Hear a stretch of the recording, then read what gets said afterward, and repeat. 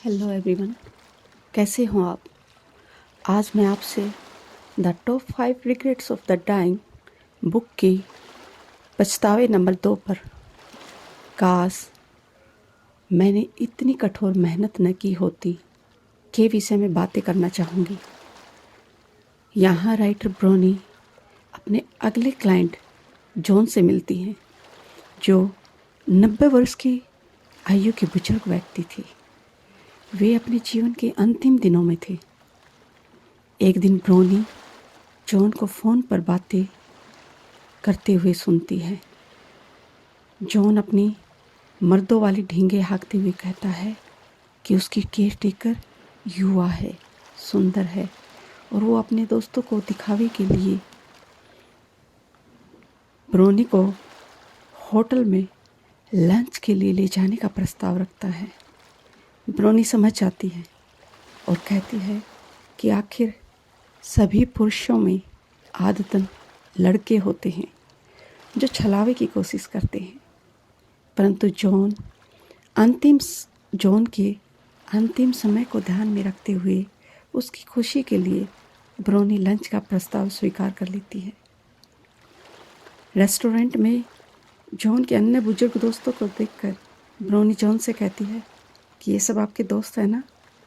और यह सुनकर जॉन स्वयं को लज्जित महसूस करता है, परंतु ब्रोनी जॉन के दोस्तों के सामने पूरा दिखावा करती है कि वह जॉन की गर्लफ्रेंड है।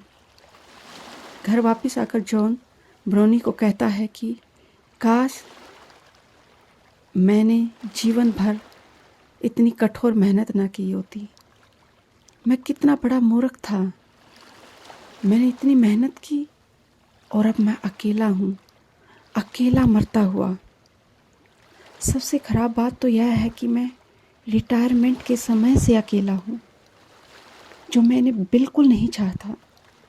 जॉन कहता है कि उसकी पत्नी मार्गरेट और उन्होंने 5 बच्चों का अच्छे से पालन पोषण किया, जिसमें से उनके एक बच्चे की मृत्यु 30 वर्ष की आयु में हो गई और उनके अन्य 4 बच्चे उनका घर छोड़कर अपना परिवार बसाने चले गए। मार्गरेट ने मुझसे कहा था कि मैं रिटायरमेंट ले लूं, तब हम दोनों स्वस्थ व तंदुरुस्त थे और इतना पैसा भी था कि हम आराम से अपना जीवन बिता सकते थे। अब मार्गरेट रोजाना आशा भरी निगाह से मेरी तरफ देखती कि कब मैं कहूँ कि मैं नौकरी से रिटायर ले रहा हूँ। हमारे मध्य 15 साल तक यह लड़ाई चली कि मैं रिटायर हो जाऊँ, परंतु मैं अपने काम पर जाता रहा और मार्गरेट रोज योजनाएं बनाती कि हम कहाँ घूमने जाएंगे, हम उस देश में घूमने जाएंगे। कभी कभी ट्रैवल एजेंट से बात करती, पूरी डिटेल बनाती और मुझे देती। कभी यात्रा के लिए सामान जुटाती। यहाँ तक कि जॉन स्वयं भी इस काम को इतना पसंद नहीं करता था, लेकिन न जाने क्यों अपने दोस्तों, अपने सहकर्मियों को दिखावे के लिए और अपनी पोजीशन बनाए रखने के लिए इस जॉब को करते जा रहा था। एक दिन शाम को जब जॉन घर आया तो मार्गरेट की आंखों में आंसू थे। मार्गरेट बोली, मैं थक चुकी हूँ, सुबह से शाम तक अकेले घर में तुम्हारा इंतज़ार करते हुए। अब मुझे सहन नहीं होता, अब ये अकेलापन मुझे खलता है। अंततः जॉन ने मार्गरेट से वादा किया कि 1 वर्ष के बाद वे नौकरी छोड़ देंगे। जॉन ने मार्गरेट की तरफ ध्यान से देखा तो पाया कि वह आज भी उतनी अच्छी और सुंदर है, जबकि अब वो वृद्ध हो रहे हैं।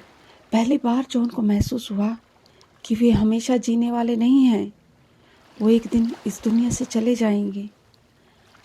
अभी रिटायरमेंट के 1 वर्ष के वादे को मात्र 4 माह हुए थे कि एक दिन मार्गरेट बेहोश हो गई और उसकी तबीयत दिन प्रतिदिन खराब होती जा रही थी। मार्गरेट को कैंसर था। जहाँ एक तरफ जॉन व मार्गरेट ने अपने आने वाले समय के लिए सपने ऐसे बनाए थे कि जैसे वे सदैव यहीं रहेंगे। वहीं दूसरी तरफ मौत मार्गरेट को जॉन से दूर ले जा रही थी। रिटायरमेंट के 3 माह पहले ही मार्गरेट सदा के लिए जॉन को छोड़ गई। हम सब कहीं ना कहीं किसी न किसी चीज़ की चाह में दौड़ रहे हैं और वहीं हम यह भूल जाते हैं कि हम सब कुछ समय के मेहमान हैं यहाँ।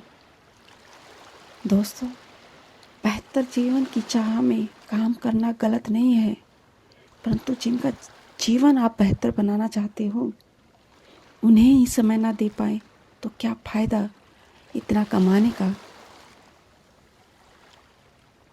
काम के साथ बैलेंस रखना ज़रूरी है। आप अपना और अपने समय का कुछ निवेश अपने रिश्तों में करें, क्योंकि अंतिम समय में आपके निवेश की ही प्राप्ति होगी। मेहनत कर बड़ा बनना गलत नहीं है, परंतु इसके लिए मानवीय संवेदनाओं को ही ख़त्म कर देना गलत है। इसलिए हमेशा ध्यान से अपने काम में बैलेंस से अपना जीवन जिए।